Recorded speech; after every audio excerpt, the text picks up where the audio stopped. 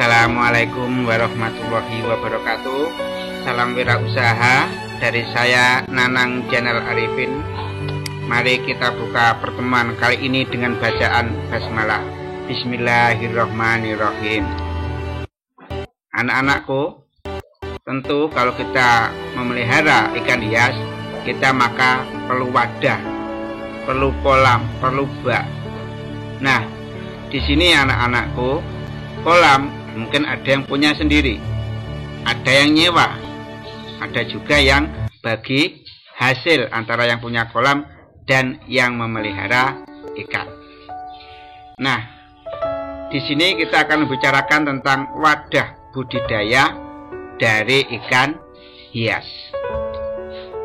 Nah, anak-anakku, di dalam pembelajaran kali ini ada dua tujuan pembelajaran. Ya. Yang pertama ini, siswa dapat mengetahui jenis-jenis wadah ikan hias. Bukan kolam, tapi wadah ikan hias. Yang kedua di sini, ya, siswa dapat mengetahui wadah budidaya ikan hias yang berupa kolam. Maaf ini ya, ini bukan kolam, ini adalah wadah ikan hias.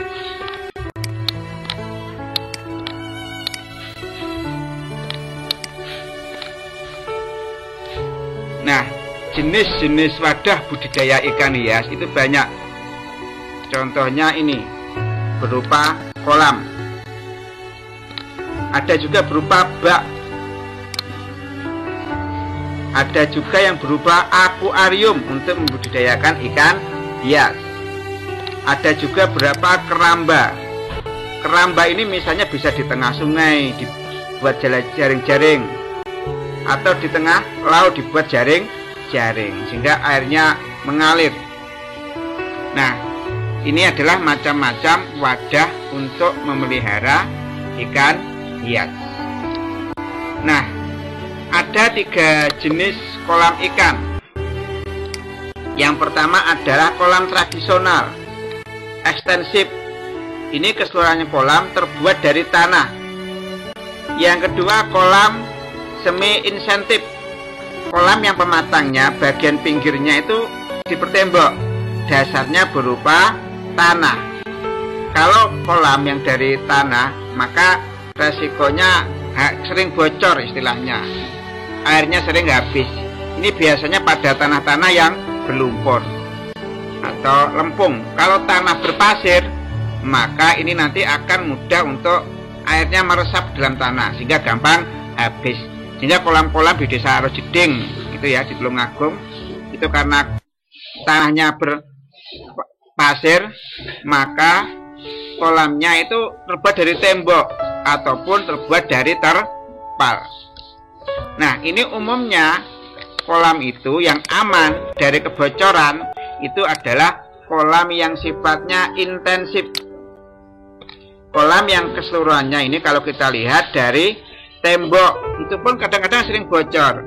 Hingga resepnya kalau kita istilahnya mengkapur, menyemen, itu maka menggunakan seperti lem, itu lem Raja Wali, dicampur semennya itu dengan lem. Agar apa? Agar kuat, tidak lekat, tidak mudah bocor. Nah, di sini kolam berdasarkan sumber airnya itu terbagi menjadi beberapa ya. Ada kolam tada hujan. Artinya ini yang pertama, ini kolam tada hujan ini airnya dari air hujan. Ini tidak dari sumber mata air atau dari sungai. Ada juga kolam mata air. Kolam ini airnya berasal dari sumber yang mengalir. Yang ketiga adalah kolam pengairan setengah teknis. Apa itu kolam pengairan setengah teknis? Airnya mungkin dari sumur atau dari sumber dan juga dari aliran sungai.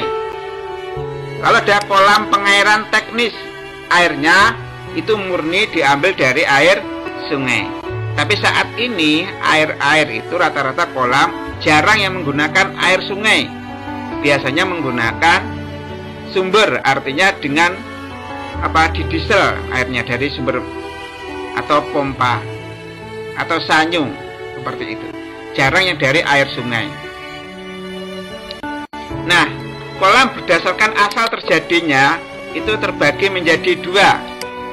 Yang pertama seperti ini yang kita lihat di bawah ini, kolam yang sengaja dibuat oleh manusia. Yang kedua seperti ini, kolam ikan yang sengaja tidak dibuat manusia. Ada bekas galian tambang pasir, ada bekas galian untuk membuat bata atau genteng. Banyak galian-galian itu dijadikan kolam, biasanya ya tidak di tembok. Kolamnya kolam tradisional, semuanya itu terbuat dari tanah. Itu kita lihat sering di Sungai Brantas, di mana di Sungai Brantas itu banyak galian-galian pasir, itu banyak lubang-lubang, itu dijadikan sebagai sungai. Selanjutnya, kolam berdasarkan fungsinya ada beberapa ya. Yang pertama adalah kolam pemeliharaan induk ikan. Kolam ini khusus memelihara induk-induk ikan yang siap untuk dikawinkan agar bisa menghasilkan telur. Telur menetas menjadi anak. Biasanya ikan ukurannya besar. Maaf, ikan yang dijual untuk konsumsi itu kecil. Ya, cukuplah, sedang. Tapi ikan yang dibuat untuk perindukan itu ukurannya lebih besar. Nah, misalnya kalau lele itu perindukan ikan diambil dari air kolam-kolam yang digunakan untuk pembuangan tinja atau WC. Selanjutnya ada kolam pemijahan atau perkawinan. Biasanya nanti misalnya ikan koi, maka akan ditempatkan di kolam yang airnya tenang, tidak banyak suara-suara yang bising, dan airnya sedikit mengalir, bersih sekali. Biar ikan koi itu nyaman ketika melakukan hubungan seksual. Selanjutnya kolam penetasan telur. Ingat, ketika sudah bertelur ikan tadi yang baru memijah, yang dikawinkan, di mana ikan betina mengeluarkan sperma, ikan betina mengeluarkan sel telur, ikan jantan mengeluarkan sperma, jadi pembuat bertelur. Nah, itu nanti ikannya induk dilepas, dipisahkan agar ikan induk tidak memakan telur. Lalu telur-telur dipindah ke kolam sendiri, dan nanti di situ akan ada penetasan. Karena untuk menetaskan telur, maka butuh air yang suhunya tidak terlalu panas dan tidak terlalu dingin. Kalau panas nanti akan menyebabkan ini, telurnya akan rusak. Kalau dingin, telurnya akan sulit untuk menetas.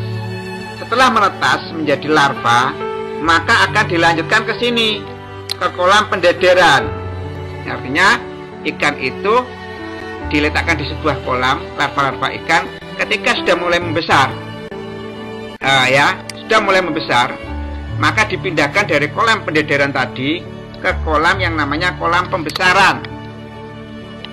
Nah, kolam pembesaran itu untuk membesarkan ikan itu sampai ukuran siap dikonsumsi, siap untuk dijual.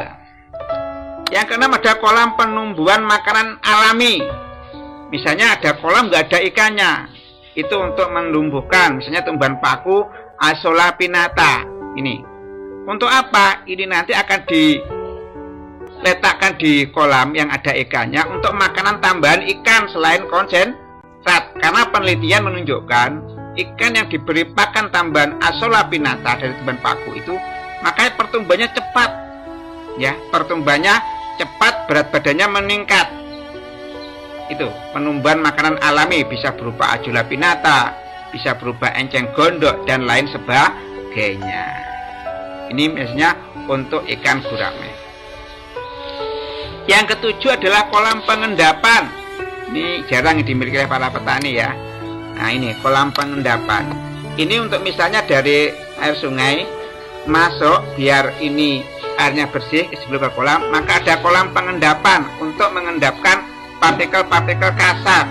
Disaring ada pengendapan, sehingga ketika air sungai masuk ke kolam yang ada ikannya, kolam utama, itu airnya sudah bersih ya, airnya sudah bersih.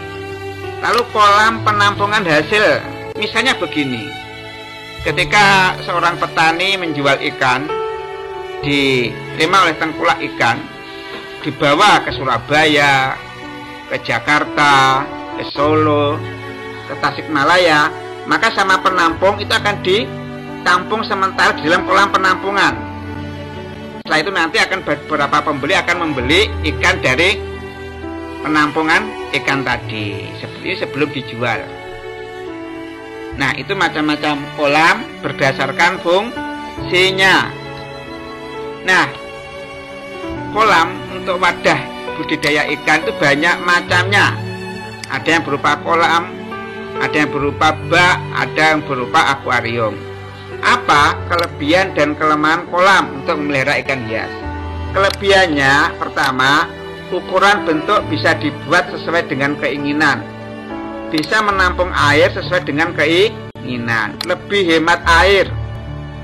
Pemanennya lebih cepat karena di dalam satu kolam. Air mudah dikeringkan dan diisi air. Kolam itu airnya mudah dikelola menurut kehendak kita. Itu beberapa kelebihan-kelebihan kita membudidayakan ikan hias di kolam. Ada kelemahannya apa? Hama dan penyakit sulit diatasi. Karena ketika di kolam seperti ini, penyakit itu mudah menyebar. Ini mungkin pertimbangan nanti suatu saat jika kamu nanti memelihara ikan hias di kolam. Apalagi ini Blitar itu terkenal sebagai daerah sentranya ikan koi, ikan hias koi, terutama ada di desa di Blitar, Tambak Boyo seperti itu. Kan patung maskotnya kota Blitar adalah ikan koi, karena sentra budidaya ikan hias ikan koi. Ya, demikian yang Bapak sampaikan. Sebelum Bapak tutup, mari kita baca doa penutup majelis. Subhanakallahumma wa bihamdika asyhadu alla ilaha illa anta astaghfiruka wa atubu ilaik. Dengan ilmu hidup menjadi mudah, dengan agama hidup menjadi terarah, dengan seni hidup menjadi indah. Billahi taufiq wal hidayah. Wassalamualaikum warahmatullahi wabarakatuh.